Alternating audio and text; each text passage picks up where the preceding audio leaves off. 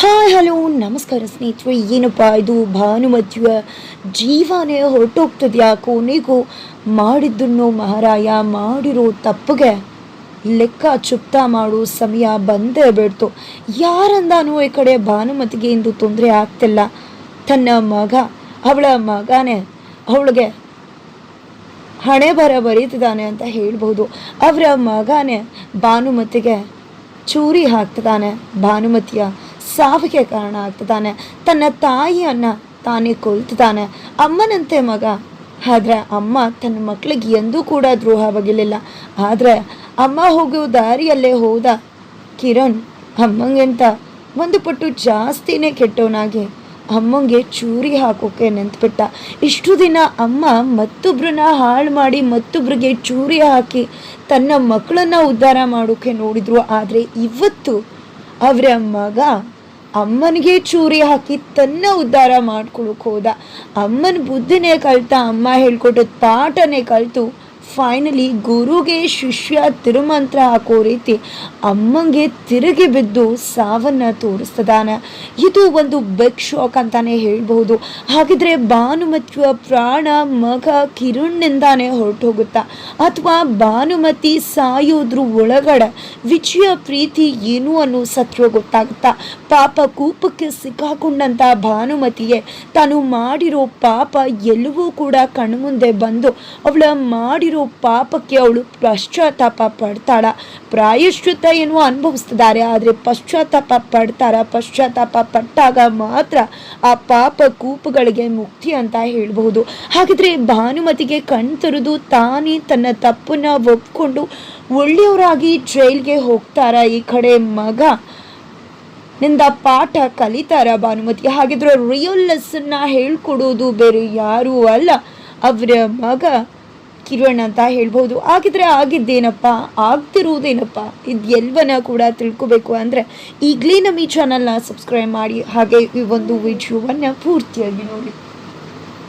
ಇಲ್ಲಿ ವಿಜಯ್ ದೇವಸ್ಥಾನಕ್ಕೆ ಕರ್ಕೊಂಡು ಬಂದಾಗಲೇ ವಿಜಯ್ನ ಎಲ್ಲರೂ ಕೂಡ ನಿನ್ಗೇನು ಬುದ್ಧಿ ಇಲ್ವಾ, ಮೂರ್ಖನ, ದಡ್ಡನ, ಶತಮೂರ್ಖನ, ಪೆದ್ದನ, ಇನ್ನೋಸೆಂಟ, ಮುಗ್ಧನ ಎಲ್ಲರೂ ಕೂಡ ಆಡ್ಕೋತಿದ್ದಾರೆ. ಭಾನುಮತಿ ಎಂತುಳು ಅಂತ ಗೊತ್ತಿದ್ದು ಕೂಡ ನಿಮ್ಮ ಮಗ ಮನೆ ಕರ್ಕೊಂಡು ಬಂದು ಇಟ್ಕೊಂಡು ಅವ್ರನ್ನ ನಂಬ್ತಿದ್ದಾರೆ ಅಂತ ನಮಗೆ ಹೊರಗಡೆ ಹೋಗೋಕೆ ನಾಚಿಕೆ ಆಗ್ತದೆ. ಕೇಳೋ ಪ್ರಶ್ನೆಗಳಿಗೆ ನಮಗೆ ಉತ್ತರ ಕೊಡೋಕೆ ಆಗ್ತಿಲ್ಲ ಅಂತ ಹೇಳ್ತಿದ್ದಾರೆ. ಜೊತೆಗೆ ನಿನಗೆ ಮನೆಯಲ್ಲಿ ಹೇಳ್ಬಹುದಿತ್ತು, ಆದರೆ ನಿನ್ನ ಹೇಳೋಕೆ ಶುರು ಮಾಡಿದ್ರೆ ಭಾನುಮತಿ ಮುಸ್ಲಿ ಕಣ್ಣೀರು ಹಾಕೊಂಡು ಬರ್ತಿದ್ದಾಗೆ ನೀನು ಮಾರು ಹೋಗಿ ಅವಳು ಮಾತು ಕೇಳ್ಬಿಡ್ತೀಯ. ಹಾಗಾಗಿ ನಿನ್ನ ಇಲ್ಲಿಗೆ ಕರ್ಕೊಂಡು ಬಂದು ನಿನ್ನ ಕಣ್ತರಿಸೋ ಪ್ರಯತ್ನ ಮಾಡ್ತಿದ್ದೀವಿ ಅಂತ ಹೇಳ್ತಿದ್ದಾರೆ. ಪಾಪ ಯಾರಿಗೂ ಗೊತ್ತಿಲ್ಲ ವಿಜಿ ಮಾಡ್ತಿರೋದು ಡ್ರಾಮಾ ಅಂತ. ಇಲ್ಲಿ ವಿಜಯ ಕಣ್ತರಿಸಕ್ಕೆ ಬಂದಂತವ್ರ ಕಣ್ಣನ್ನೇ ವಿಜಯ್ ತೆರೆಸ್ತದಾನೆ ಅಂತ ಹೇಳ್ಬೋದು. ಆ ಕಡೆ ಕಿರಣ್ ಅಂತೂ ಫುಲ್ ಸಿಕ್ಕಾಬಟ್ಟೆ ಕೋಪ ಮಾಡ್ಕೊಂಡ್ಬಿಡ್ತಾನೆ. ಯಾವಾಗ ಅಪ್ಪನ ಆಸ್ತಿಗೆ ಒಂದು ಚೂರು ಕೂಡ ತನಗೆ ಅಧಿಕಾರ ಇಲ್ಲ ಅನ್ನೋದು ಗೊತ್ತಾಯ್ತು, ಕಿರಣ್ ಸಿಡಿದೇಳ್ತಾನೆ, ಅಮ್ಮನ ಎತ್ಕಡ್ತಾನೆ. ಈ ಕಡೆ ಅಮ್ಮ ಕೂಡ ತನ್ನ ಮಗನಿಗೆ ಅಧಿಕಾರ ಇಲ್ಲ, ಇಷ್ಟು ದಿನ ನಾವು ಇದೇ ರೀತಿ ಮಾಡ್ಕೊಂಡು ಹೋದ್ರೆ ನಮ್ಗೇನೂ ಸಿಗಲ್ಲ, ಜಸ್ಟ್ ಈ ಮನೇಲಿ ಇರಬಹುದು, ಊಟ ಮಾಡಬಹುದೇ ಹೊರತು ಬಿಡುಗ ಸಿಗಬಹುದೇ ಹೊರತು ನಾವು ಅನ್ಕೊಂಡಿದ್ದನ್ನ ಸಾಧಿಸೋಕ್ಕಾಗಲ್ಲ, ಟೈಮ್ ಅನ್ಕೊಂಡು ನೋಡಿದ್ರೆ ಖಂಡಿತ ಎಡವಟ್ಟಾಗುತ್ತೆ ಅಂತ ತೀರ್ಮಾನ ಮಾಡ್ತಾರೆ. ತೀರ್ಮಾನ ಮಾಡಿದ್ದೆ ಈ ಕಡೆ ಭಾನುಮತಿಯವರು ತನ್ನ ಮಗಂಗೆ ಇವತ್ತೇ ಎಲ್ಲದಕ್ಕೂ ಉತ್ತರ ಸಿಗತ್ತೆ ಮಗನೆ, ಇನ್ನು ಮುಂದೆ ಈ ಒಂದು ಮನೆಗೆ ಸೂರ್ಯಪ್ರಕಾಶ್ ಆಸ್ತಿಗೆ ನೀನೇ ಒಡೆಯ ಆಗಿರ್ತೀಯ, ಇನ್ನು ಮುಂದೆ ನೀನೇನು ಯೋಚನೆ ಮಾಡಬೇಡ, ನೀನು ಅನ್ಕೊಂಡಾಗೆ ಎಲ್ಲವೂ ಕೂಡ ಆಗತ್ತೆ ಅಂತ ಏನಮ್ಮ ಹೇಳ್ತಿದ್ಯಾ? ವಿಜಯಣ್ಣ ಇರಬೇಕಾದ್ರೆ ನನಗೇನಿದೆ ಬೆಲೆ, ಈಗ ತಾನೇ ನೋಡಿದೆ ಅಲ್ವಾ ನನಗೆ ಯಾವುದೇ ರೀತಿ ಬೆಲೆ ಇಲ್ಲ ಅಂತ ಹೇಳ್ತಿದ್ರೆ ಹೌದು ಮಗನೆ, ವಿಜಯ್ ಇರೋ ತನಕ ನೀನು ಬೆಲೆ ಇಲ್ಲ. ಹಾಗಿದ್ರೆ ವಿಜಯನೇ ಇಲ್ಲ ಅಂದರೆ ಅಂದಾಗ ಹಾಗಿದ್ರೆ ಏನಮ್ಮ ಮಾಡ್ತಿದ್ಯಾ? ವಿಜಯನ ಮುಗಿಸ್ಬಿಡು ಪ್ಲಾನ್ ಇದೆಯಾ ಅಂತಂದರೆ ಮುಗಿಸೋದ? ಅದೇನೂ ಕೂಡ ಇಲ್ಲ. ವಿಜಯ್ ಒಳಗಡೆ ಹೋಗಬೇಕು ಅಂದರೆ ನಾನು ಸಾಯ್ಬೇಕು ಅಂತ ಹೇಳ್ತಿದ್ದಾರೆ. ಏನಮ್ಮ ಹೇಳ್ತಿದ್ಯಾ, ನೀನು ಸಾಯ್ತಿದ್ಯಾ ಅಂತ ಹೇಳಿದಾಗ ಹೌದು ವಿಜಯ್ ನನ್ನನ್ನು ಸಾಯಿಸ್ತಾನೆ ಅಂತಾರೆ. ಏನಮ್ಮ ವಿಜಯ್ ನನ್ನನ್ನು ಸಾಯಿಸ್ತಾನ ಅಂತ ಹೇಳ್ತಿದ್ರೆ ಹೌದು ಮಗನೆ, ವಿಜಯ್ ನನ್ನನ್ನು ಸಾಯಿಸ್ತಾನೆ ಅಂದರೆ ಜನಗಳ ಕಣ್ಣಿಗೆ, ಸಮಾಜದ ಕಣ್ಣಿಗೆ ವಿಜಯ್ ನನ್ನನ್ನು ಕೊಲೆ ಮಾಡ್ತಿದ್ದಾನೆ. ಆ ರೀತಿ ನಾನು ಆ್ಯಕ್ಟ್ ಮಾಡ್ತೀನಿ, ಪೊಲೀಸ್ ಅವ್ರಿಗೆ, ಮೀಡಿಯಾಗೆ ಎಲ್ರಿಗೂ ಕೂಡ ಫೋನ್ ರೆಕಾರ್ಡನ್ನು ಮಾಡಿ ಕಳಿಸ್ತೀನಿ. ಆನಂತರ ಎಲ್ಲ ಎವಿಡೆನ್ಸ್ನ ಕೂಡ ಅವನ ವಿರುದ್ಧ ಇಲ್ಲಿ ಸೆಟಪ್ ಮಾಡ್ತೀನಿ. ಆನಂತರ ಇಡೀ ಪ್ರಪಂಚ ನಂಬತ್ತೆ, ಆಟೋಮ್ಯಾಟಿಕಲಿ ವಿಜಯ್ ಒಳಗಡೆ ಹೋಗ್ತಾನೆ. ಇದೆಲ್ಲ ಅಧಿಕಾರ ಸೂರ್ಯಪ್ರಕಾಶ್ 2ನೇ ಮಗ ನಿನ್ನ ಕೈಗೆ ಸೇರುತ್ತಾ. ಒಂದೇ ಕಾಲಲ್ಲಿ 2 ಹಕ್ಕಿ ಹೊಡೆಯೋದು ಎಲ್ಲ ಕೂಡ ಆಗತ್ತೆ. ಆ ನಂತರ ನಾನು ಎಲ್ಲರನ್ನ ಕೂಡ ಮಟ್ಟ ಹಾಕ್ಕೊಂಡು ಎಲ್ಲರನ್ನ ಕೂಡ ಮುಗಿಸ್ಕೊಂಡು ಬರ್ತೀನಿ. ನಮ್ಮ ಇಂಟೆನ್ಷನ್ ಏನಿತ್ತು ಎಲ್ಲವೂ ಕೂಡ ಫುಲ್ಫಿಲ್ ಆಗುತ್ತೆ. ಯಾವುದೇ ಕಾರಣಕ್ಕೂ ವಿಜಿ ಹೊರಗಡೆ ಬರ್ದಿರೋ ಹಾಗೆ ನೋಡ್ಕೋತೀನಿ ಅಂತ ಹೇಳ್ತಿದ್ದಾರೆ. ಏನಮ್ಮ ನೀನು ಏನು ಮಾತಾಡ್ತಿದ್ಯಾ, ಇಂಥ ಸಾಯೋ ರಿಸ್ಕ್ ತಗೋತಿದ್ಯಾ, ಬೇಡಮ್ಮ, ನನ್ನ ಕಣ್ಣು ಮುಂದೆ ನಿಜ ಖಂಡಿತ ಆಗಲ್ಲ ಅಂದಾಗ ಡ್ರಾಮಾ ಅಲ್ವಾ ಕಿರಣ್, ಇದೆಲ್ಲ ಕೂಡ ಡ್ರಾಮಾ, ಅದಕ್ಕೆ ನೀನು ಸಾಥ್ ಕೊಡಬೇಕು ಅಷ್ಟೇ, ನೋಡು ಸಖತ್ತಾಗಿ ಮಾಡ್ತೀನಿ ಅಂತ ಹೇಳ್ತಿದ್ರಮ್ಮ. ನೀನಂತೂ ಸೂಪರ್ ಅಮ್ಮ, ಸೂಪರ್ ಮೈಂಡ್ ನಿಂದು ಅಂತ ಹೇಳ್ತಿದ್ದಾನೆ ಕಿರಣ್. ನಂತರ ಆ ಕಡೆ ವಿಜಿ ಕೂಡ ನಾನು ಮಾಡ್ತಿರೋದೆಲ್ವೂ ಕೂಡ ಡ್ರಾಮಾ, ನಾನು ಯಾಕೆ ಅವಳನ್ನ ನಂಬೋ ಹಾಗೆ ಅವಳನ್ನ ನಂಬಿಸಿದ್ದೀನಿ ಅಷ್ಟೇ. ಅವಳು ನನಗೆ ನಾಟಕ ಮಾಡ್ತಿರೋದು ಏನು ಅಂತ ಎಲ್ಲ ಕೂಡ ನನಗೆ ತುಂಬ ಚೆನ್ನಾಗಿ ಗೊತ್ತಿದೆ. ಅವಳ ಜೊತೆ ಇದ್ಕೊಂಡೆ ನಾನು ಅವಳು ಏನೇನು ಅನ್ಕೋತಿದ್ದಾಳು ಯಾವುದನ್ನು ಆಗದೆ ತಡೀತಾ ಇದ್ದೀನಿ. ಅವಳು ಅನ್ಕೊಂಡ್ಬಿಡ್ತಾಳೆ ನಾನು ಅವಳನ್ನ ನಂಬ್ಕೊಂಡಿದ್ದೀನಿ ಅಂತ. ಆದರೆ ಅವಳು ಗೊತ್ತಿಲ್ಲ ನಾನು ಅವಳನ್ನ ನಂಬಿಸಿ ಇಟ್ಟಿದ್ದೀನಿ ಅಂತ ಹೇಳ್ತಿದ್ದಾನೆ ವಿಜಿ. ನಿಜವಾಗ್ಲೂ ಸತ್ಯ ಭಾನುಮತಿ ವಿಜಿ ಕೆಡ್ಡಕ್ಕೆ ಬಿದ್ದಿದ್ದಾನೆ ಅಂತಾನೆ ಅನ್ಕೊಂಡಿದ್ದಾರೆ. ಆದರೂ ರಿಯಲ್ ಆಗಿ ಕೆಡ್ಡಕ್ಕೆ ಬಿದ್ದಿರೋದು ಕಿರಣ್ ಮತ್ತು ಭಾನುಮತಿ. ಇಲ್ಲಿ ವಿಜಿ ಕೂಡ ಯಾಕೆಂದ ಡ್ರಾಮಾ ಅವಶ್ಯಕತೆ ಇತ್ತು ಅಂದಾಗ ಇನ್ನೇನಿದೆ, ನಾವು ಡ್ರಾಮಾ ಮಾಡ್ತಾ ಇದ್ದಿದ್ರೆ ಖಂಡಿತ ಭಾನುಮತಿ ಇನ್ಯಾವುದೋ ನಾವು ಜೈಲಿಗೆ ಕಳಿಸಿದ್ರು ಯಾವುದೋ ರೀತಿಲಿ ಹೊರಗಡೆ ಬರ್ತಿದ್ಲು. ಅದಕ್ಕೋಸ್ಕರ ಅವಳು ನನ್ನ ಕಣ್ಮುಂದನೇ ಇದ್ದರೆ ನಮ್ಮವ್ರನ್ನೆಲ್ಲ ರಕ್ಷಣೆ ಮಾಡ್ಬೋದು ಅನ್ನಿಸ್ತು. ಅದಕ್ಕೋಸ್ಕರ ನಾಟಕ ಮಾಡಿದೆ. ಒಂದು ದಿನ ಬಂದಾಗ ಅದು ಸರಿಯಾದ ಸಮಯ ನೋಡಿ ಅವಳನ್ನ ಸಾಯಿಸಬೇಕು ಅಂತ ಡಿಸೈಡ್ ಮಾಡಿದ್ದೀನಿ ಅಂತಾರೆ. ಏನು ಮಾತಾಡ್ತಿದ್ಯಾ ವಿಜಿ ನೀನು, ಅವ್ರೇನು ಮಾಡ್ತಾರೆ ಅಂದರೆ ನಾವು ಮಾಡಬಾರ್ದು, ದೇವ್ರು ಬಾಯ್ತಾನೆ, ಖಂಡಿತ ಎಲ್ಲದಕ್ಕೂ ಕೂಡ ಶಿಕ್ಷೆ ಕೊಡ್ತಾನೆ. ಪಾಪಕೂಪಗಳಿಗೆ ಹೆಚ್ಚಿನ ಆಯಸ್ಸಿರೋದಿಲ್ಲ. ನೀನು ಅಂಥ ಕೆಲಸ ಎಲ್ಲ ಮಾಡೋಕ್ಕೆ ಹೋಗಬೇಡ. ಇಷ್ಟು ದಿನ ನಾವೆಲ್ಲ ಕೂಡ ಎಲ್ಲೆಲ್ಲೋ ದೂರ ಇದ್ವಿ, ಇವಾಗ ಒಂದಾಗಿ ಬದುಕ್ತಿದ್ವಿ. ಅವಳಿಗೆ ಕೆಟ್ಟದ್ದು ಆಗಿ ಅವಳಿಗೆ ಬುದ್ಧಿ ಕಲಿಸಿ ದೇವರು ಒಳಗಡೆ ಹಾಕ್ತದಂತೆ ನಾವೆಲ್ಲರೂ ಕೂಡ ಖುಷಿಯಿಂದ ನಮ್ಮ ಬದುಕನ್ನು ಈಡೇರಿಸ್ಬೋದು, ನಿರ್ವಹಿಸ್ಬೋದು. ಅದನ್ನು ಬಿಟ್ಟು ನೀನು ಕೂಡ ಅವಳನ್ನ ಸಾಯಿಸ್ಬಿಟ್ಟು ಜೈಲ್ಗಳೊಳಗಡೆ ಹೋದರೆ ನಾವು ಏನು ಮಾಡಬೇಕು, ಮತ್ತು ಅದೇ ದುಃಖದ ಜೀವನ ನೋಡಬೇಕಾ? ದಯವಿಟ್ಟು ಬೇಡ ವಿಜಿ ಅಂತ ಹೇಳಿ ವಿಜಿನ ತಡೀತಿದ್ದಾರೆ ಎಲ್ಲರೂ ಕೂಡ. ಆದರೆ ವಿಜಿ ಫುಲ್ ಸಿಟ್ಟಾಗಿದ್ದಾನೆ, ಸಾಯಿಸೇ ಬಿಡಬೇಕು ಅಂತ. ಆದರೆ ಎಲ್ಲರೂ ಕೂಡ ಸೇರಿಕೊಂಡು ವಿಜಿಗೆ ಬುದ್ಧಿ ಹೇಳಿ ಅವನ ಕೋಪನ ಕಡಿಮೆ ಮಾಡಿ ಅವನ ಮನಸ್ಸನ್ನು ಬದಲಾಯಿಸ್ತಾರೆ. ನಂತರ ಎಲ್ರಿಗೂ ಕೂಡ ತುಂಬ ಖುಷಿ ಆಗುತ್ತೆ. ನೀನು ನಮಗೆ ಮೊದಲೇ ಹೇಳಿದರೆ ನಾವು ಕೂಡ ನಿನ್ನ ಜೊತೆ ತುಂಬ ಚೆನ್ನಾಗಿ ಆ್ಯಕ್ಟ್ ಮಾಡ್ತಿದ್ವಿ ಅಂದಾಗ ಹೌದೌದು ಅದಕ್ಕೆ ಹೇಳಲಿಲ್ಲ, ಆಮೇಲೆ ಎಲ್ಲ ಸತ್ಯ ಕೂಡ ಎಲ್ರಿಗೂ ಗೊತ್ತಾಗ್ಬಿಡುತ್ತೆ ಅಂತ. ಈಗಲೂ ಕೂಡ ನೀವು ಹೇಗಿದ್ವೋ ಅದೇ ರೀತಿ ಆ್ಯಕ್ಟ್ ಮಾಡಬೇಕು ಅಂತ ಹೇಳ್ತಿದ್ದಾನೆ. ಖಂಡಿತ ನಾವು ಸೂಪರ್ಬಾಗಿ ಮಾಡ್ತೀವಿ ಅಂತಿದ್ದಾರೆ. ಸ್ವಲ್ಪ ನಗು ವಿಜಿ ಅಂತ ಹೇಳಿ ಎಲ್ಲರೂ ಕೂಡ ನಗ್ಸೋ ಪ್ರಯತ್ನ ಮಾಡ್ತಿದ್ದಾರೆ. ಆ ಕಡೆ ಭಾನುಮತಿ ಅಂತೂ ಮುಖಕ್ಕೆ ಸ್ಪ್ರೇ ಹಾಕ್ಕೊಂಡು ಭಯ ಕಾಣಿಸ್ತಿದೆಯಾ ಮುಖದಲ್ಲಿ ಅಂತ ಅಂದ್ಕೊಂಡು ಒಮ್ಮೆ ಟ್ರಯಲ್ ಮಾಡ್ತಾರೆ. ನಂತರ ಟ್ರಯಲ್ ಮಾಡಿ ಸೀರಿಯಸ್ ಆಗಿ ಒಂದು ವಿಡಿಯೋ ರೆಕಾರ್ಡ್ ಮಾಡೋಕ್ಕೆ ಮುಂದಾಗ್ತಿದ್ದಾರೆ. ಪೊಲೀಸ್ ಅವ್ರಿಗೆ, ಪ್ರೆಸ್ ಅವ್ರಿಗೆ ಎಲ್ರಿಗೂ ಕೂಡ ಕಳಿಸೋಕೆ.